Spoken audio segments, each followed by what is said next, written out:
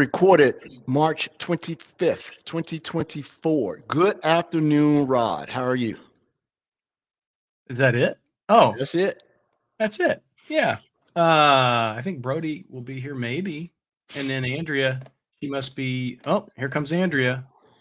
Should we let her in? Yeah, let her in. All right. Do it. Start over. Oh, wait. Here she comes. Okay, start it over. Do it again. Recorded March 25th, 2024. Good afternoon, Rod. Good afternoon, Andrea. How are you doing? Good afternoon. How are you? All It right. is a good afternoon. Everything's all right. It is Monday. Perpetually Monday, it seems like. So on this Monday, Andrew said, I hate taxes. So is a certain ex-president. But anyway, it's actually not taxes. It's duty, right? That's when you come through the airport. Why do you think they call it duty free? Well, they try to make you think it's your responsibility at that point. They're changing it. It's your duty, not your taxes. Yeah. Well, but that was the way those terms are intertwined. Is the duty is to to pay taxes as a good citizen, patriot, whatever else. That's why you see you can substitute duty free with tax free. There you Well, go. my 12-year-old mind substitutes duty with something else. Duty. Yeah. Yeah, there you go. Your 12-year-old lizard mind. It's Monday. Anybody do anything interesting in this 8 hours of workday that we've had, 9 to 5? Actually, I have a lot to share, but I'll let Andrea go first because I wanted to talk about a couple of things. Well, she has some things to talk about too. Don't forget, Andrea. Thank you. I have one tech thing that I wanted to mention. If you have not done the March patches yet on your domain controller, you might want to hold off because we've had a problem that introduces a memory leak and it's crashing your domain controllers for some version. So if you haven't patched yet, hold off. If you have, and it only affects server 2022, 2019, 2016, 2012 R2. I guess I shouldn't say only, but that's a lot of versions. But we should have an updated patch next week. So just wanted to share that bit of tech information.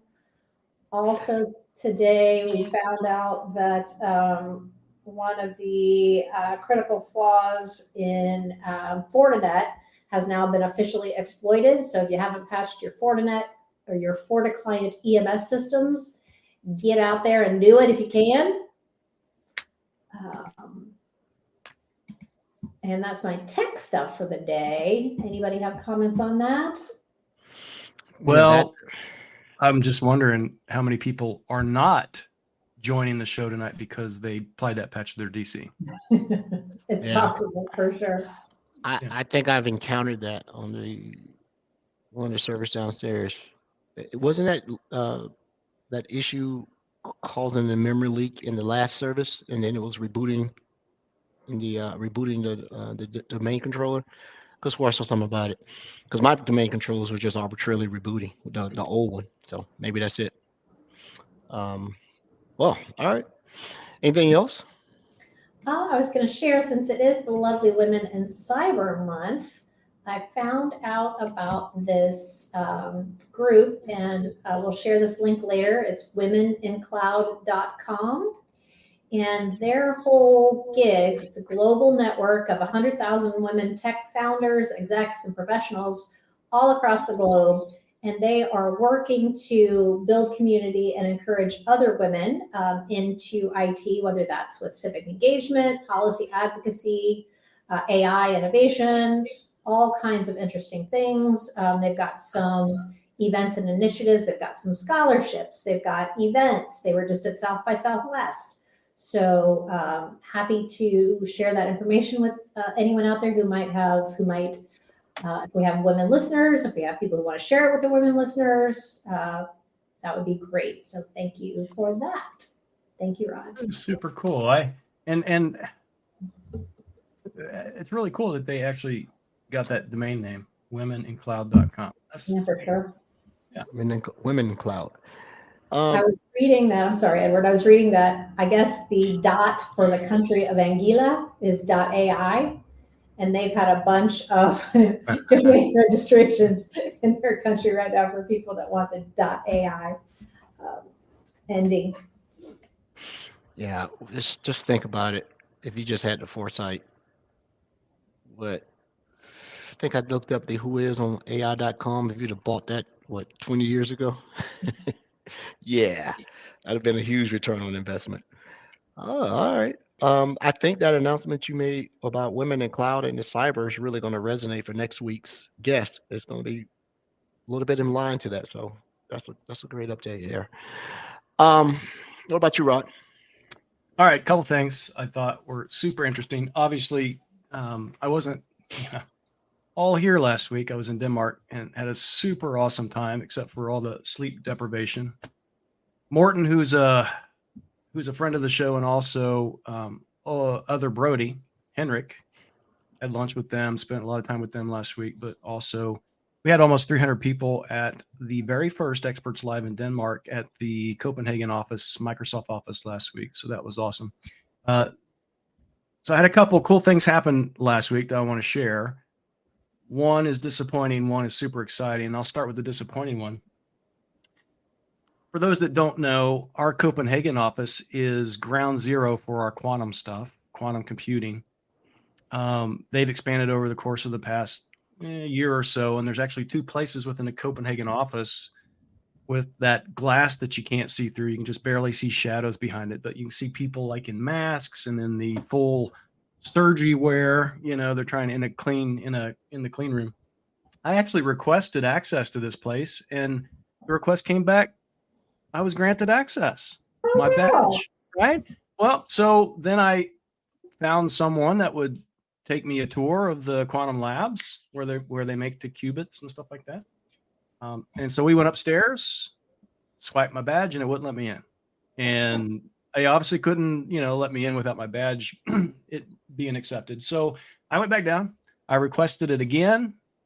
And within about a half hour, I actually got a really nice email from the gatekeeper. And she said, "I'm sorry, Rod, we can't let you into this place because it's super secret and it's tented now," which means, if anyone knows what tented means, it means there's something coming along those lines here very shortly. So they're hard at work at whatever they might announce within whatever period of time. So that's why they wouldn't let me in. I was super excited, but again, disappointing. The exciting thing, and I want to share this because I have to. If you remember, I stayed home from Paris and Berlin the week before Denmark so I could see or experience my second grandbaby being born. She had nothing to do with that. She just waited. She waited till I was in Denmark. So she was born last Tuesday night. I was able during my keynote on Wednesday to actually introduce Meredith Eloise, but these are actually better pictures. So yes, I have grandbaby number 2, and there's both of them there, Reed and Meredith, and that was super awesome. So as soon as I hit the ground coming home last Thursday, we've just been over there the entire time. So it's been great. Another couple little things before. Rod. Thank you. Especially to your daughter. Thank you. Another couple of things before I hand it over to Edward, because I know he has something to say or talk about. This is an important week for us. Number one, tomorrow is our 200th show. Right? What is today? It is. Tomorrow's our 200th show. Don't take it away. Well, you're not going to do it? Anything, man. I'm just stretching my neck. All right. Next stretcher. But we also have 3 shows this week, Monday, Tuesday, and Wednesday. For those people that have been loving 2 shows a week and are like, we should do this all the time, we actually have 3 shows this week. So let's see. There you go. We'll see if you actually do like that many shows in a week. Next month is Partner Month. Hyper focused on Copilot for security. Edward's stretching his head again. And Copilot for security. All month we have the schedule should be released out on our Substack blog within the next few days, the entire month of who we're talking to and what we're talking about. So that's it. That's it for me. Okay. I Yeah, I don't have. I'm starting to try to get a little bit more organized and get the show notes to you in advance about what we're going to talk about. So I got a folder now, but I'll start putting it together and getting it to you before the show. Just two things. I follow a guy named Jeffrey Apple. I believe he's at Microsoft. He's a MVP or something, or he's at a partner. And he writes some really good pointed blogs, especially around, he does all the Defender stat, but he's really, tuned and bird all day on MDE. And so on his LinkedIn profile, he wrote a very interesting blog saying, the common mistakes doing the Microsoft Defender for endpoint deployment, things that either get missed during the initial deployment and or people not completing it, certain aspects of whatever reason. So uh, I have it. I could post up some of the top level ones he put in, but things like no structure in Defender for endpoint, right? Not creating machine groups and putting management groups. No strict control around our Azure Arc RBAC. Exclusions that will be migrated over from other AV solutions, right? And not using the portal on an ongoing basis rather than waiting for alerts and incidents to come in. So I'll get these over in the show notes. It's actually pretty good. And that seems to be the thing that is the bane for those who don't finish these deployments. Number two, ServiceNow integration with Defender for Cloud. So now you can create direct ITSM service tickets based on alerts that are coming in and be able to track those directly from Defender for Cloud now. So I'll send those two show notes in there, those two things. It's actually pretty cool. I tried to play with the one Defender for Cloud one, then I realized I don't have a ServiceNow integration. So that's all I have. That's it.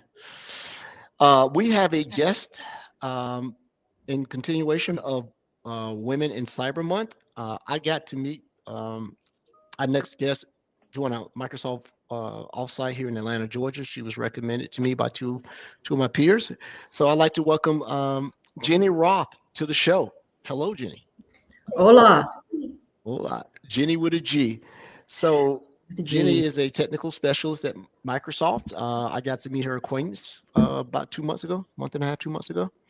And I, invited her to come onto the show to talk about her career in cyber, and she took me up on it. So thank you, Ginny. Would you like to make an introduction to our listeners? Hey, everybody. Great to meet everyone. Having been in the business now, especially security, for about 25 years, we might have a little bit of material to come through.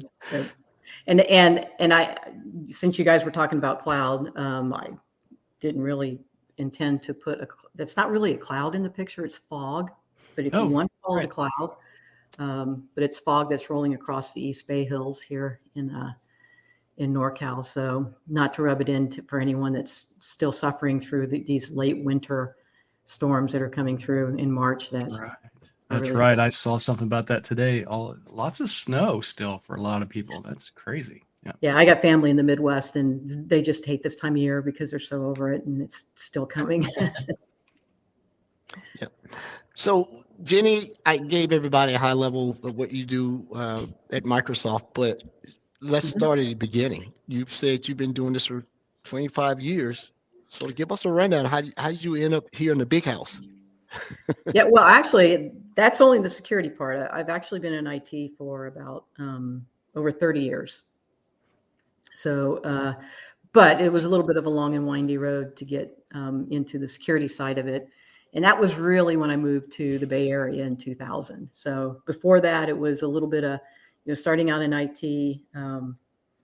It was pretty stark when I first started as far as women in technology.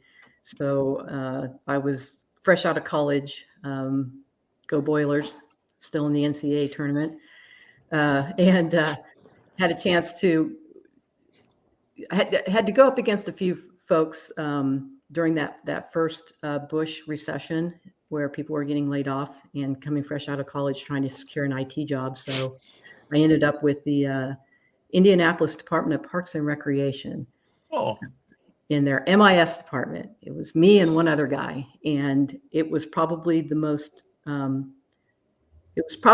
best thing that happened to me in my IT career, in the sense that it set me on a direction that really really got me excited about IT because I graduated with a computer science degree, but it was a ton of coding on a mainframe. And I was just like, I don't know, this is for me. And then I got to experience so many other parts of IT because we had to do everything. So, being able to experience all of it really kind of gave me a good idea of what direction I wanted to go in. So, I was really focused more on, that IT side of the business, not so much the DevOps side, but, really focusing on networking and security and, all of those fun things to sink your teeth into. So kind of took a windy road then to get to the Bay Area. And that's where I really started to get really focused on security. And that's where I've been for pretty much the last 20 some years. Took a little bit of a foray doing some analyst work and then a little bit of work with IBM on the storage side. But my first love was always security. So here I'm back at it. So that's how I end up at the big house. That'll about do it. Yeah, it's a very long road. I actually looked at your LinkedIn profile. So I looked at all the companies that you've worked for, and that was literally like all the companies I loved, in my, IT pro days and stuff like that. I thought, wow, to have worked at all of those. I mean, I even worked at Symantec after they acquired Altiris and stuff for a little while. But I thought the IBM was super important. So you worked on data there, but, not data security, I guess, just data. Only from the perspective of, more from a data protection, backup, air gapping, which, these days is overlooked and underrated when it comes to ransomware. I'm still surprised at how many companies don't air gap their data. So it's kind of like when it comes to ransomware, it's a little problematic, but. Yeah, sometimes the simplicity of the answer, but how hard could it be just to turn off a port or do something? Air gap can definitely be processed, but yeah, that's sort of old school thinking. People don't realize there's validity and benefit in it. Yeah, I looked at your LinkedIn profile too. Your LinkedIn profile. I'm like, wow, she's made the rounds, did all the big places. Yeah, well, I joke about this with my brother. My younger brother is in New York. He's a musician, and the old phrase, "If I can make it there, I'll make it anywhere." That's why he went to New York to see if he can make it on Broadway. And I kind of felt the same way coming to the Bay Area. This is Silicon Valley. This is where, I've had a chance to do some startup work. This is where all the big companies are. It is. For a girl, from a small town in Kansas to end up in Silicon Valley and driving through, Mountain View and Cupertino and just seeing these iconic names, one after another, is definitely, it's pretty cool. It's pretty cool. So I think part of it was me just challenging myself of, being in a big pond and, seeing how I would do. And the fact that I'm still employed, I'm going to take that as a win. And here's the thing that really interests me with the wide range of companies that you've worked for, because this is Women in Cyber Month, right? Have you found that one company was more inclusive than another, or is it kind of still just been the same journey that I guess we've kind of all been on in Women in Cyber in, getting more people into the field? Is it kind of been better as you've gone along, or is there one company? You don't have to call out the company that was the worst, but you know what I mean? But yeah. You can't. What's that? If I do, can if you want to, though. Yes, let's throw darts. That'd be good. That's a good career builder. Yeah, there you go. I would say, I always give the example when I first moved to the Bay Area because I was recruited by Novell. And part of that was because it was right in the middle of the .com boom. Mm-hmm. So everybody was doing the .com stuff. And so a company like Novell was already starting to be seen as legacy. And when I joined there, I joined the SE organization. I didn't know what an SE was because I was a consultant. And, when I learned what it was like, oh, so you get up and talk in front of people about technology and you're the smart one in the room when it comes to the tech side. I can do that. And, I did that for a long time. But when I started, there were about 300 SEs across North America, and you could fill one table with a number of women. Mhm. But yet I felt like I was definitely part of a family of engineers.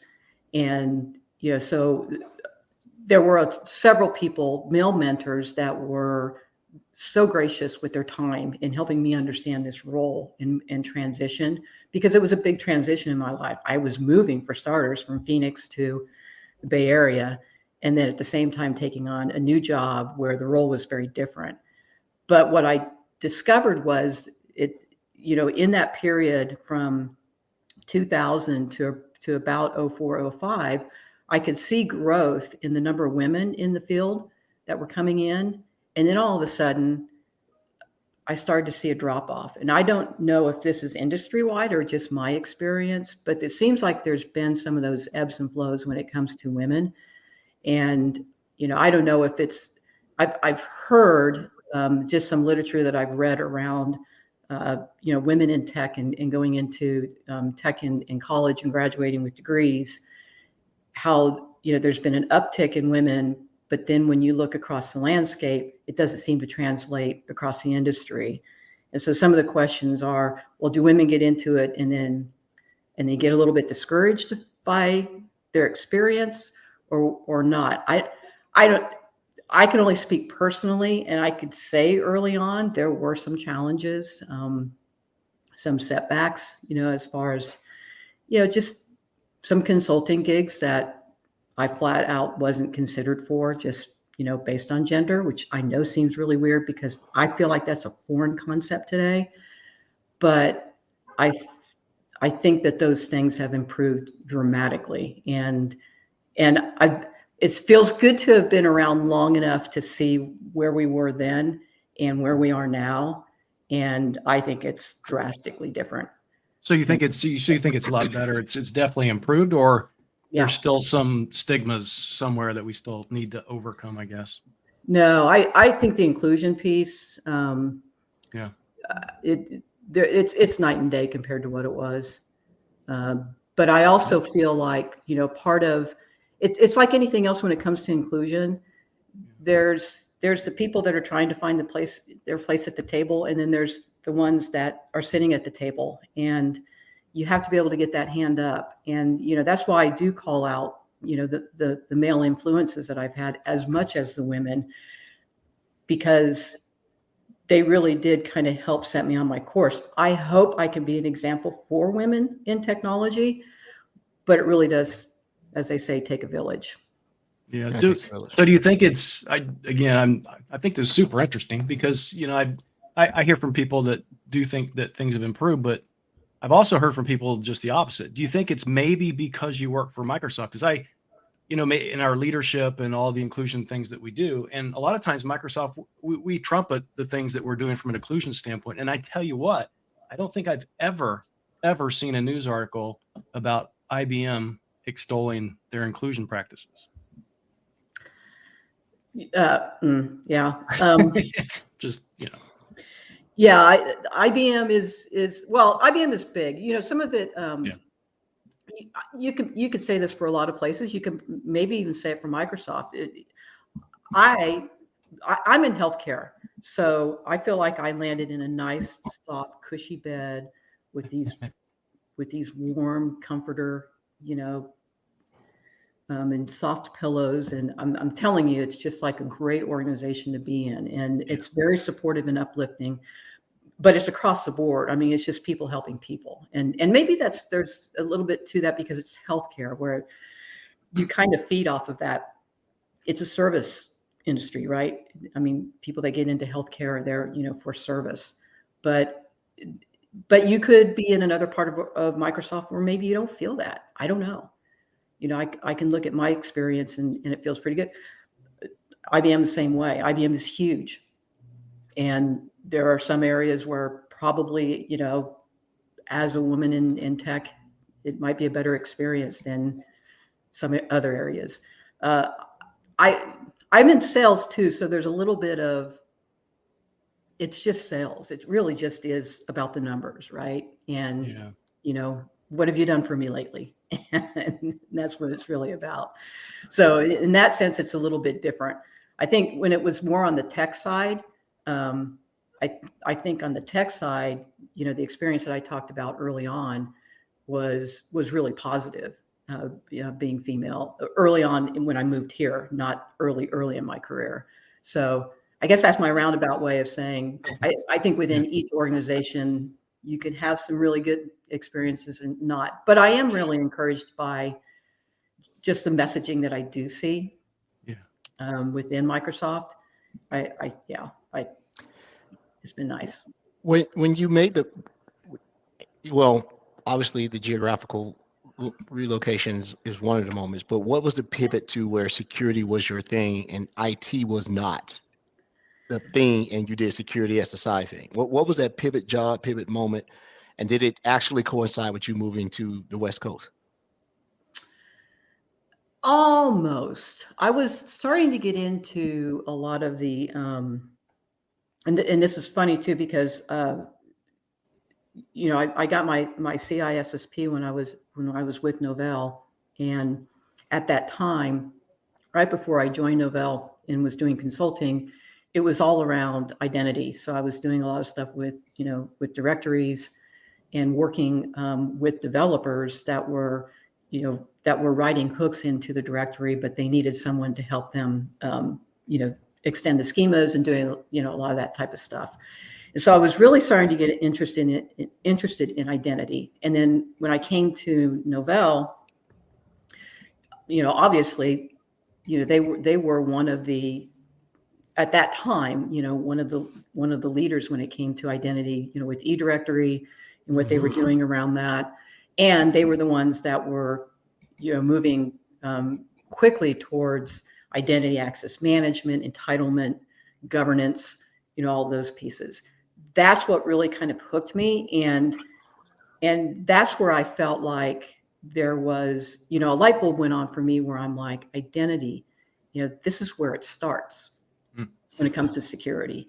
And, you know, when we talk about, especially at that time is when the internet, you know, was exploding, and, you know, you were starting to look at more services being put on the internet. Of course, we didn't call anything cloud back then, but it still was an open exchange, right, of data, that, and opening the doors in ways that we hadn't before when it came to the data center. And, you know, how do you manage that when you have to let these people in?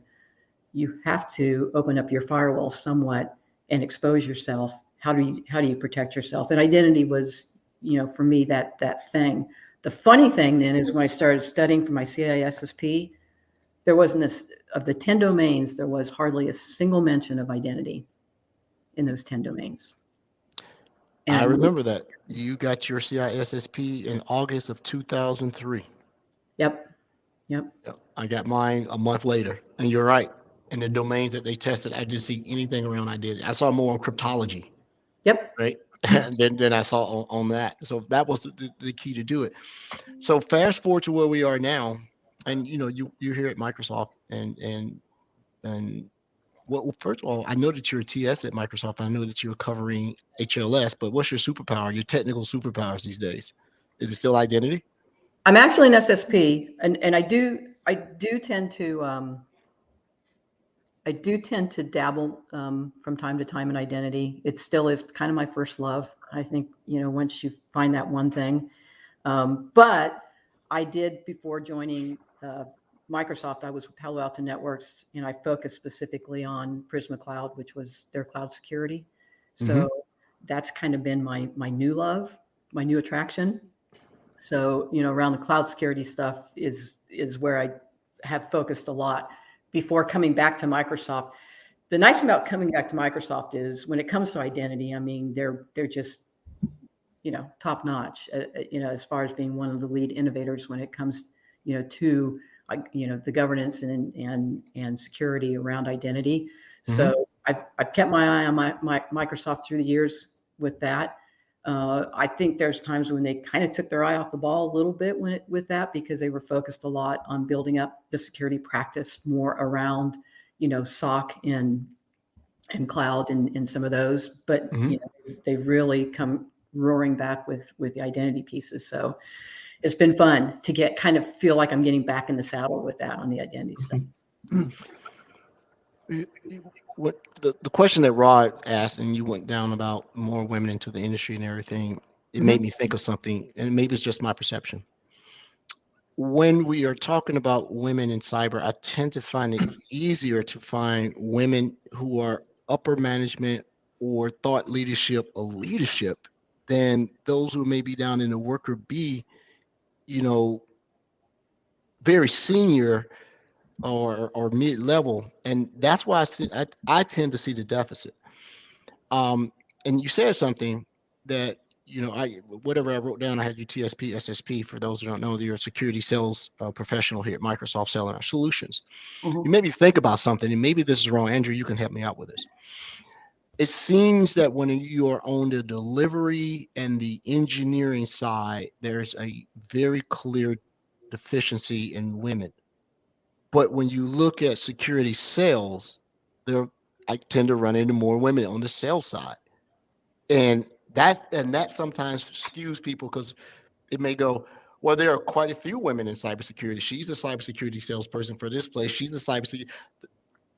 They're conflating that, and that's not the thing. Is that your perception also? I see quite a few women into sales, not as many that are into the consulting piece and or the delivery piece around projects and engineering. Or am I totally off base on that?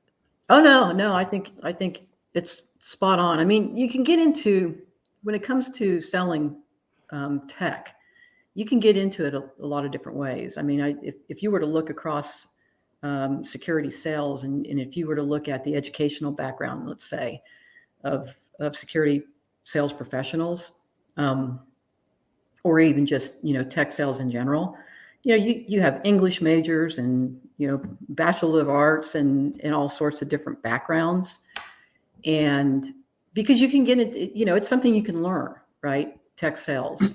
When it comes to the tech consulting side, you still might have some folks that have majors that had nothing to do with tech, but then they started getting into it, found their way into it. But I just don't know that it's still something that's a challenge, encouraging women to get into that technical side of it. We tend to socialize it out of young girls, as they're going through, those early years in early education. I think that's why, the girls who code and some of those other organizations out there, I think are super important, because I think it removes that, that sort of those boxes that we tend to put, males and females into, like, girls don't have, they're more right-brained and all that kind of stuff. I think we've moved past that to a large degree, but sometimes those subtle things do creep in. And so, yeah, it's, I don't know, Andrea, you may have seen something different. I have seen a lot of technical women, but I think across the landscape, Edward, you're right. There's a lot of them that are more on the sales side. I was just going to say, I think I've used this example before, but it's been a while. I was attempting to bring a couple of different females here into Microsoft. So I think certainly there's some dissuasion on, like you said, women in the field, but I think there's some unconscious bias on the other side too, because I had a friend who worked at NASA, literally wrote the code that sent the Mars rover to Mars. And when she came here and interviewed for a position, they were like, we don't think she's technical enough, but she'd probably be great in sales. And I was like, oh my how goodness. could you be more technical, So certainly some of it is perception. So, and I find it to me, I wouldn't know how you would scale up to become a person that sells technology, because you still have to get in and understand the underlining something about it. But it can be done, because Andrea is a case study. Andrea is not a engineering or science major, but she came in and became one of the best practitioners of the technology that we serve now and the things she did before. You were a journalism or major, weren't you, Andrea? yep, that's correct. I have an undergrad in And journalism and master's degree in writing. Well, that actually is a perfect example. Going back to when I, got my degree, part of the reason I got my degree was because, I was at the time working at a bank, and I was training bank tellers and managers in just bank operations. But I was doing sort of all the security or computer support for just this, the stuff that we were using at the bank. And this was just a small training center in Indianapolis. And we got bought by Bank One. And I wanted to be a part of IT to help do, to work on the whole, integrating, our bank with theirs, and, and kind of lend my experience and that type of thing. And they're like, oh no, you can't apply for that because you don't have a degree. But yeah, they were bringing guys in from the mailroom, and really seriously. So, to hear that story, to go through that story personally, and then to hear Andrea's story where, she had a journalism degree and was able to, to learn the tech. That tells me that we have gotten somewhere, that we have come a ways. Well, let me interject this, and this is probably stupid, but I know my two daughters, so I have 4 kids, 2 boys, 2 girls. So we're even in the house. But my 2 daughters, they're very creative. One obviously likes to do other types of creative stuff, but my youngest daughter, she loves to program Minecraft, right? She wants to be a programmer. She's a creator. So I think that kind of lends itself, if you allow, I allow my daughters to kind of gravitate towards what they enjoy or what they like. When you think about what Andrea, her pivot, she was a journalist major, but that's a very technical thing in reality. So she's still kind of gravitating, the way I see it, still kind of gravitating more toward those technical pieces, right? And whereas my daughter, she wants to be a developer, she's a creator, she wants to build things. So it's just, I think as long as we give enough area and enough space for people to gravitate, I think that's where we're going to see the big wins, I think. But anyway, like I said, probably stupid. I just thought I'd interject. That's what I'm hearing here.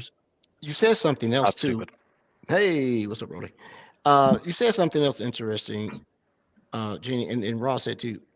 We tend to put people in these boxes, but more often than not, maybe it's just perspective. You said things that girls that code, young ladies in STEM, a few others that I support also. It tends to also steer women toward development, right? Why there are no girls that network, girls that do these things. Nobody wants to work with DNS. Nobody wants to work with DNS. Yeah, they've heard the horror story. Networking people, they're the worst. Yeah.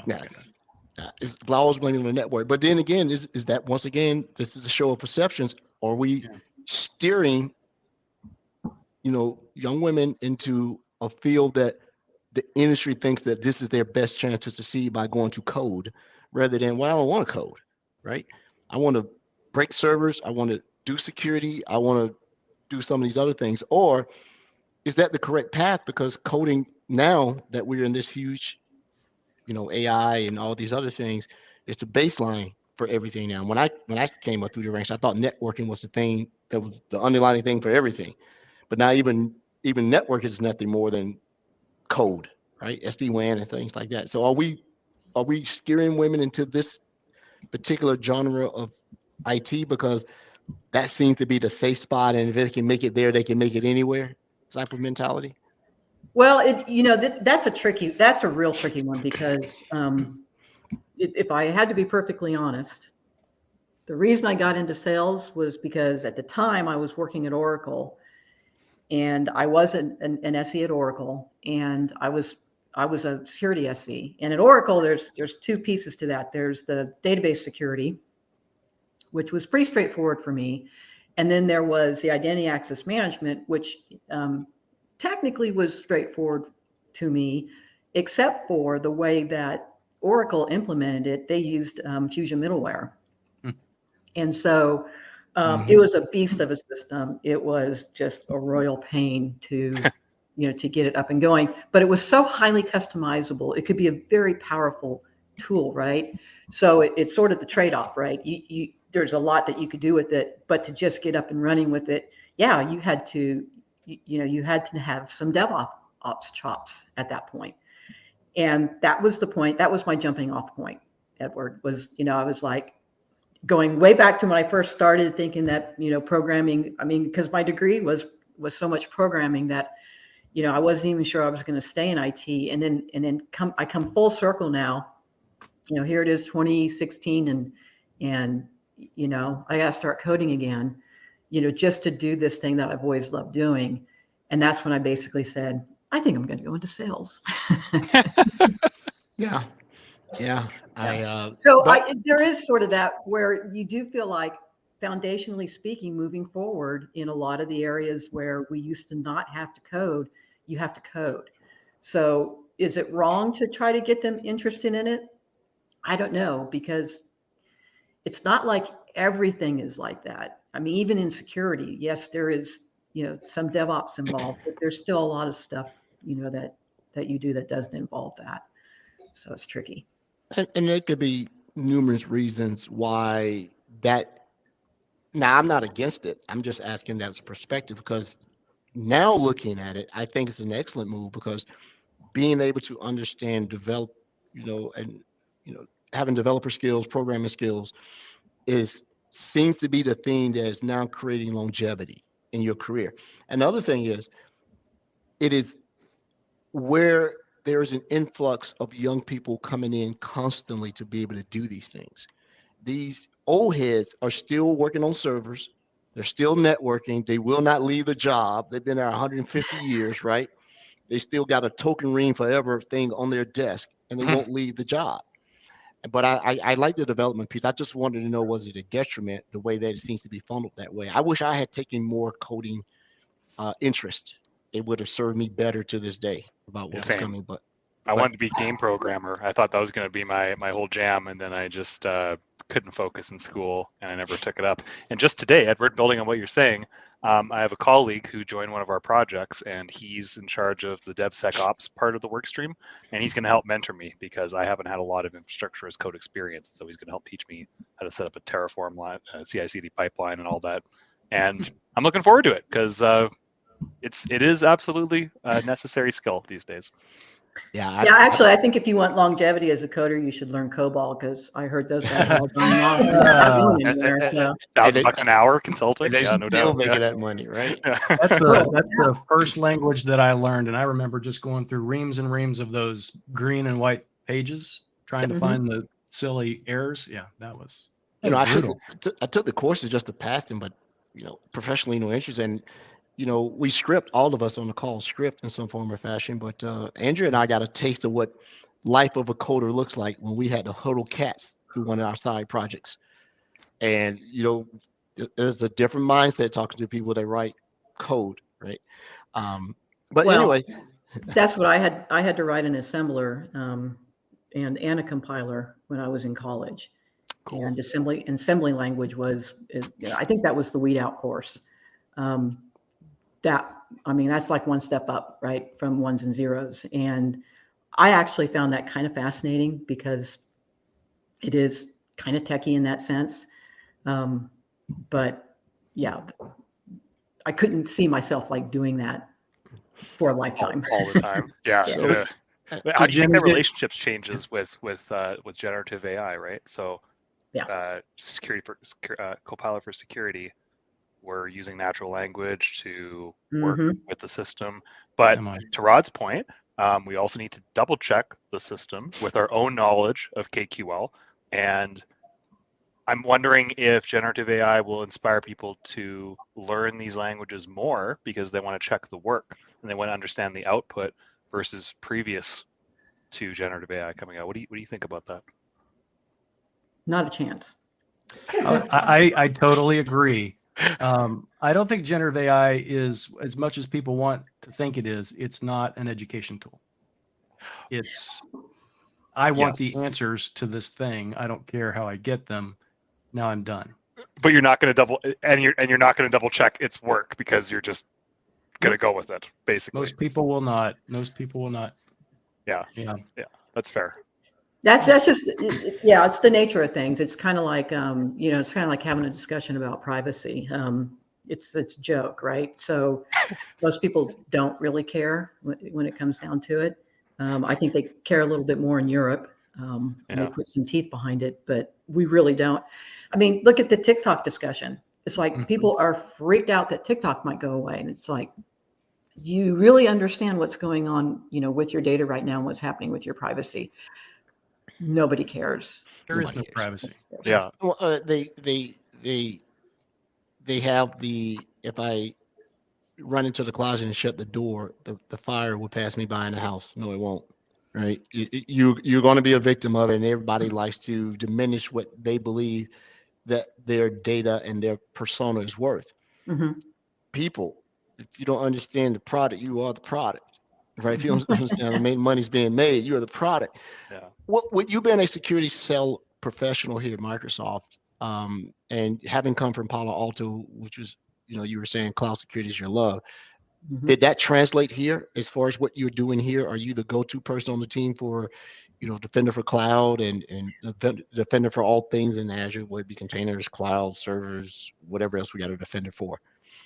Yeah, we actually have a team that is working on the sales side that is focused just on that. But as far as my background, I do tend to be the go-to person. The offsite that you were at, Edward, I presented on that offsite, and it was Nathan and I, Nathan, my TS, who has a very solid background in cloud security also, and we did present for the larger team around cloud security because it's very foreign to a lot of people. If you got into security, you got into it and you learned a lot about SOC operations and incidents, right? And those types of things. Or like in my case, you came more from the identity and policy side. But once you start getting into cloud and cloud native and trying to understand, okay, why can't I just take the stuff that I got in my data center and just shove it up there in the cloud? I got security, right?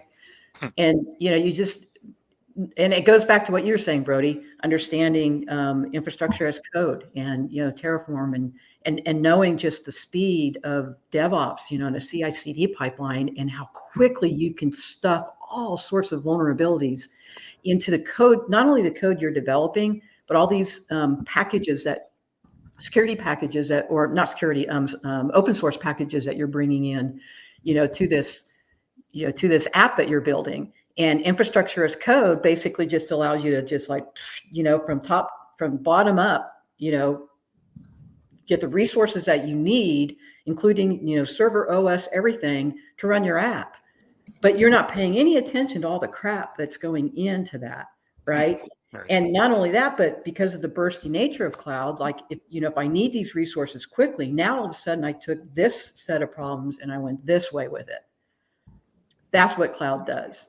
And, so trying to understand that when you're used to the traditional way that we did IT, where, oh, you need resources, you got to go talk to the IT guys. They'll get you, they'll build you a server. They'll provision those resources for you.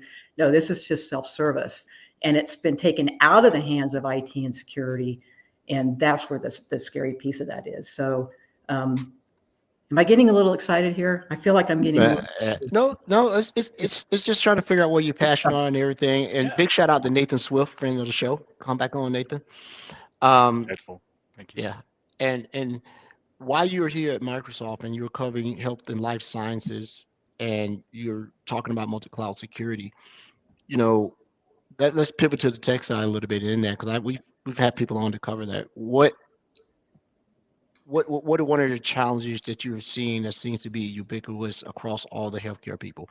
I tried to say it was talent. I got shot down on that a couple of shows ago. Yeah, I got blown out of the water for that. What do you see as a challenge when you go talk to these hospitals, both small and large, who are absolutely seeing the breaches occur, and they stand there and wait for the punch? Okay, I'm not going to say it's talent, but I'm not going to not say it's talent. And what I mean by that is I do tend to think that when it comes to healthcare, that we put our focus on, which I understand, and none of this is a criticism, so let me just preface that. But we put our emphasis on the medical side of it, right? The clinical side of it. So there's large investments when it comes to, MRI scanning and, all the equipment that goes into, to the medical side of, in treating patients. The IT side still tends to be just that support, back office kind of, it's kind of seen not as integral to the business. Mm-hmm. And I think it's a little bit behind some of the other industries when it comes to that. We've been trying to transform IT to be more of an important part of the business, because it is. I mean, if you're not, we all know this now, if you're not as a company in tech, you're probably not going to be around as a company too much longer, unless you're like a mom and pop. So, tech has become very important to the success of the business. It's not just providing those back office functions, but I feel like IT sometimes gets put in healthcare. So they've been slower to move to, some of the, if you look at just the cloud in general, you don't see a ton of healthcare moving that direction, except for more on the university research side. Then you tend to see it more. Yeah. So I thought about that, and I came up with an answer that seems to fit all of it across the entirety of it.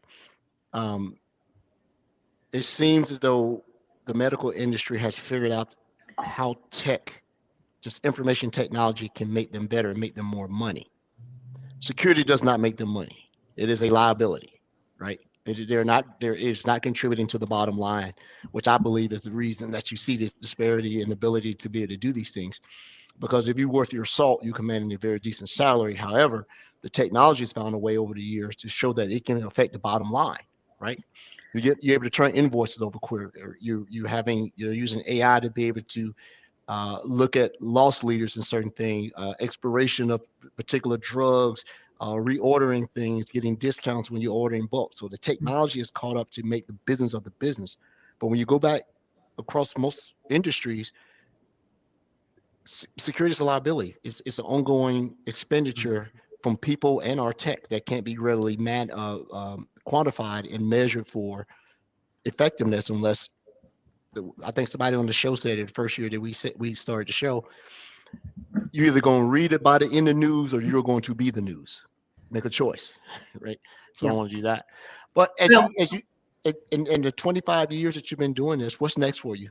Let's begin. We got 4 minutes. What's next for you going forward, Ginny? Well, I'm making a move on a personal level. So I'm moving to Las Vegas.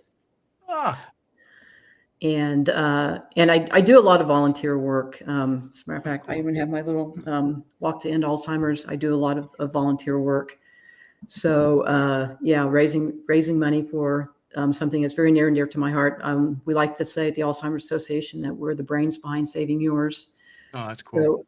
So, those kinds of things I've been focusing on more and more outside of the business. Okay. So I am on probably a slow road to retirement. I'm not moving super fast towards it, but I am starting to look at that next thing. And I think I just I love being at Microsoft because there are so many different things that I can explore. But, I obviously have an objective to be, successful as a salesperson here at Microsoft for the next couple of years and, really kind of lift up my teammates and provide sort of that. I think we have it in spades in healthcare, like I said, but being sort of that collegial, the old person in the room, so to speak, when it comes to the person in the room. Okay. Well, that's the thing. I think sometimes we find ourselves reluctant to talk about what we do outside of our job. I do, right? I think Benjamin Franklin said no man should have to work forever and do that, right? But I like to say thank you on the show. What we really didn't ask you though is we talked about women in cyber. While we have a remaining 3 minutes, one piece of advice. Right, we've been grabbing this from all of our listeners that if you've had someone who has an interest, whether they're in tech and looking to pivot or they want to get in tech / security, what piece of advice if a young woman came up to you and asked you, hey, I think I like what you're doing. Can you give me some advice on how to do what you do? I would say in a generic sense, embrace the hard, because it's going to come. There's going to be really tough stretches in your career where you just really have to grind through it, and you have to really enjoy the hard parts, or, maybe enjoy is too strong a word, but you have to be able to embrace those hard parts. That's where you learn and grow. Mm-hmm. And they're going to come. And this is a hard industry. It's a lucrative industry. It's great. But if it were easy, we know the phrase, right? Everyone would be doing it. And, if you can persevere through those difficult parts. And I would probably drop in also, be an active learner, because it always changes. And if you think you're going to come into this field and study really hard and learn it, and then you're done, you are done. Literally. You are be done. I like active learning. The one thing lingering in my mind, though, going back to probably right at the beginning of the show when you said that you work for Parks and Rec, did you have your own Ron Swanson? Oh gosh, we had our own Ron. We had our own Leslie Knope. My boss in and of itself was just a character. So it was a blast. I would have to say it probably was the best job that I had, just because of, like I said, it really did set my course, and it was so much fun. Yeah. Yeah, I remember early in my career, I remember those jobs, right? That kind of, like you said, set you on your career. They were like the most fun. Yeah. Everything after that was work. So there you go. Yeah, most fun. You got to really bond with your workmates. But it was a different work environment when you and I did it. Rob, we had the little chills on the stone, squawk the bird. All right. But we had to crimp our own cables, and it was actually a 2-person job, because the guy that I worked with was colorblind. So, and I couldn't crimp the cable, I'm not laughing at that. It's just the way you delivered it. The crimper was really hard to, so I couldn't get a good really got to give her. Yeah. So he would crimp and I would get the wires set for him. And so if we weren't both in the office and you needed a new cable, forget it. You weren't getting Too bad. It was easy a caveman can do it. So, yeah. Well, Ginny, thanks for coming on the show. We really appreciate you coming on, and seeing that you have this longevity in the industry. You trust just about all the roles. It seems like you love technology sales and security sales. And that is a viable path. By no means my comment about it seeming to be more women who are being, sort of funneled through either development or the sales piece is a negative path. It's just that it's an observation that I made, because I can definitely go back and tell you a lot of the salespeople in the industry that were females, because just that's where they were on the sales side, right? Hey, like I said at Novell, I would have much rather seen more than just one table of women sitting on the. Now you'll get a table and a half, maybe two these days, right? Yeah, there you go. Well, everyone, thanks for tuning in on the Monday. This is the 3-show week. We have more guests that are going to come back, and we'll do the same thing tomorrow. Stay tuned. We're going to have a very, very interesting guest, what she does. And guess what? 200 episodes tomorrow. 200. Wow. Wow. I'm going to have to get a party hat. See, did you see that? See, when I said it, Andrew started shaking her head like this too. Something about the way the words go, it makes I think we started doing this. You both need to go to the chiropractor. Tomorrow is 200. So. I do need to go chiropractor. Messed my back up yesterday. All right, everyone. We'll see you tomorrow on a really out of band Tuesday show. I think we've only done one show on a Tuesday before. So let's do it. All right. Awesome. Peace. Thank you.